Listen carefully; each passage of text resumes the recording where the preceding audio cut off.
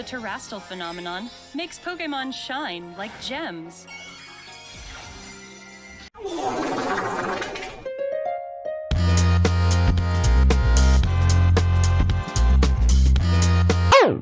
Hey there, I'm Spratley.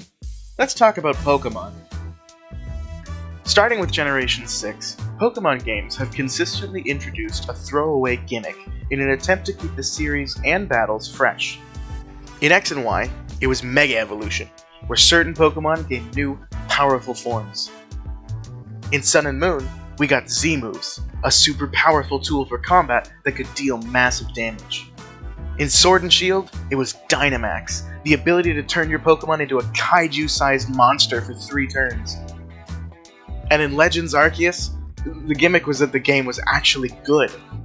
I'm joking, of course, but I was still floored by the sudden change that the Pokemon Company was willing to make with this game. And I was even more impressed when I got my hands on it, and I sunk countless hours into it. I just kept thinking to myself, I wish I hadn't watched trailers, I wish I hadn't read leaks, and so, when the time came around for the next Pokemon game to be announced, I vowed to go in completely blind. No trailers, no news, no leaks.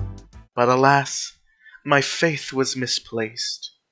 I've followed this series since I've been old enough to follow a series, which is why when I see the Pokemon Company releasing games like Scarlet and Violet, it stings in my soul. There have been countless videos talking about the numerous flaws Scarlet and Violet have.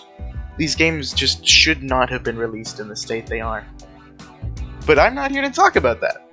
I'm here to talk about the thing that let me down the most. The gimmick.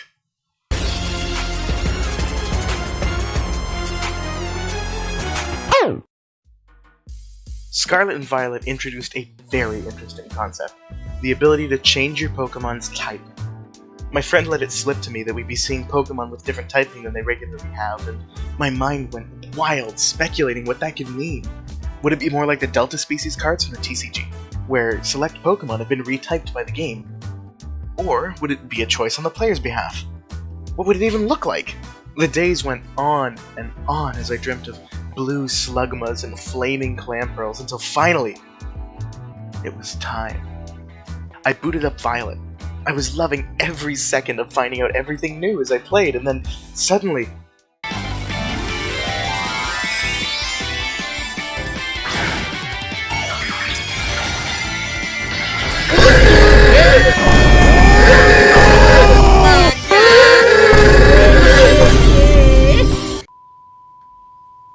That's it? Look, don't get me wrong, I love the gameplay side of it. It's just that the visual execution doesn't live up to its full potential. All they really did was slap on a simple crystal shader and give the Pokemon a goofy looking crown. To me, that just doesn't scream, I'm a different type now, like it should. So I'm taking it into my own hands to fix it.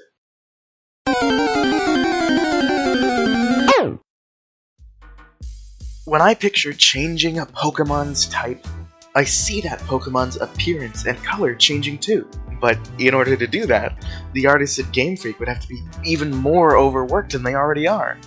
Scarlet and Violet have now pushed the number of monsters released in this series to over 1,000. If we're making a new variation of every single Pokemon for every single type, there'd be a whopping 18,000 different textures to make. And that's not even counting Pokemon with various forms. So, we're out of luck, right? Wrong! Now, that solution is the brute force way of doing it, but it's not our only option. Let's look at how Game Freak has solved this problem before. Nearly all Z-moves had to work with every Pokemon. So, instead of creating thousands of animations, they opted to instead create one animation per move that described how a whole Pokemon model should move across the screen. This way, any Pokemon could be swapped in without needing specialized data.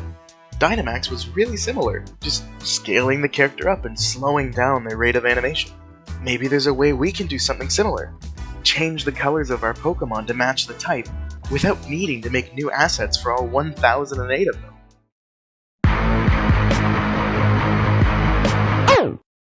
Alright, fair warning, I'm about to get technical. So if you're not interested, or you just want to see the final result, skip to the time shown on screen right now to see what I ended up with. Alright, buckle up. Video games are shown to us using hundreds of pictures that your computer or console generates at insane speeds. Think of it like a digital flipbook. Each of these pictures, or frames as we call them, are drawn using data that the artists made back at the studio. Using some fancy math, the computer stamps each object that's in the view onto the screen. It knows what color to draw by referencing that object's texture. And that's where we can step in to intervene. You see, inside the game's code, we're able to intercept that communication and tell the computer to draw a different color than the object's texture. We can do this using what we call a shader program. If I took the shader code for this Fido, and I told the computer to output solid red for every pixel instead of the texture, you'd get something that looks like this. Bam! A fire-type Fido. Well, not quite. We've lost all the detail from the original Pokemon. So how about we overlay the type we want by blending the original Pokemon's texture with our desired color? That's a bit better, but it still feels somewhat wonky. The underlying color of the Pokemon still bleeds through, which can give undesirable results in situations like this. Notice how Krogunk is turning purple, since the blue of its skin is mixing with the red overlay instead of actually changing to the color we want. But we're on the right track though. Let's keep trying. Colors can be represented in many ways on a computer, but there's one in particular that's going to be super helpful for us. HSV. HSV colors are made up of 3 different components. The hue, which represents degrees of rotation around the color wheel that your color lives at. The saturation, which is how intense or vibrant the color appears, and the value, which is how dark or light that color should be. Hue, saturation, and value are combined, hence the name HSV, to create nearly any color you need.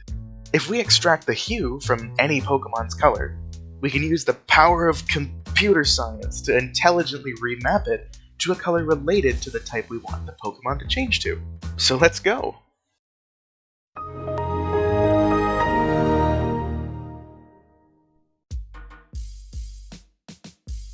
Here I have a selection of Pokemon to do some math on. They've got a pretty wide range of colors, I'd say, so let's see what we can do.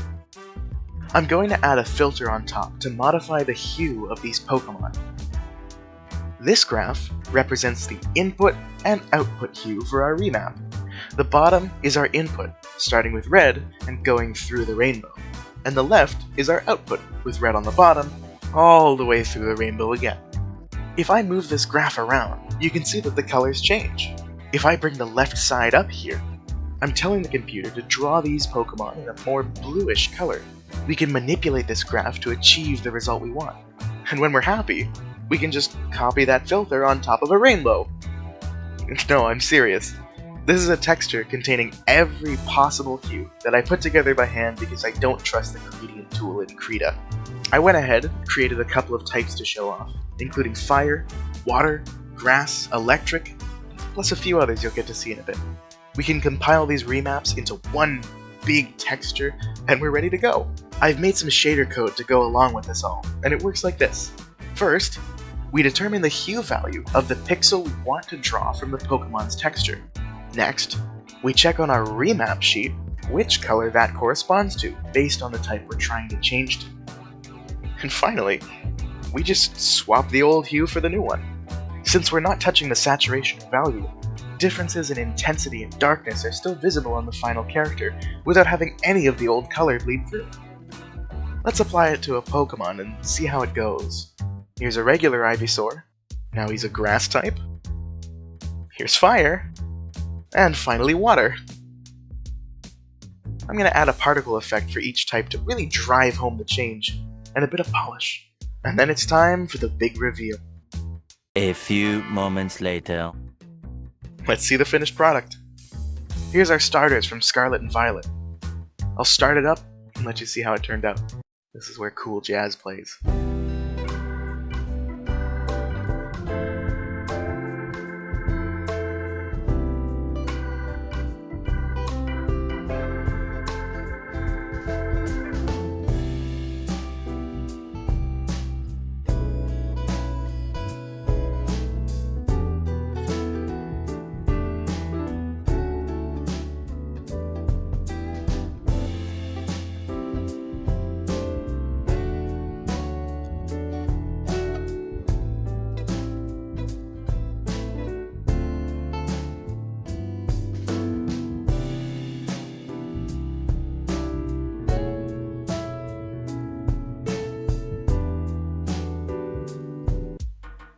Pretty neat, huh? I thought it turned out amazing for programmer art. Take a guess at how long this whole process took. Drum roll, please.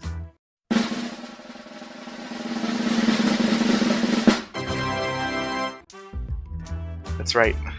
2 days. Not even 2 whole days. I have a 9-to-5 job I work. I'm not saying that Game Freak doesn't want to make nice things for you, but can you imagine just how much cooler this could have been if it was worked on by an actual salaried employee of the Pokemon Company who are like real artists and not just some guy on YouTube? The best part is that this solution is fully separate from the Pokemon you put into it.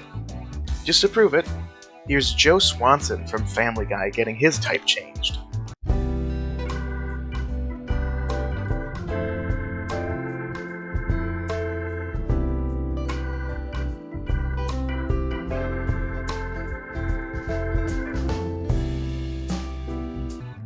Well, all that's left is to enjoy the final result.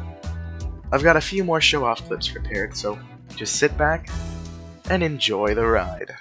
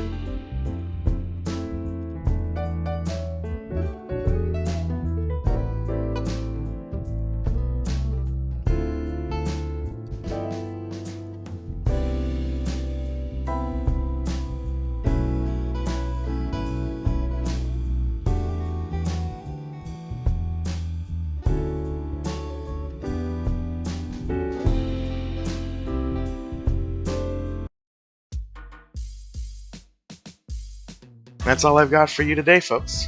I really appreciate you sticking around to the end of the video. This was my first time flexing my game development muscles on YouTube, so let me know how I did in the comments.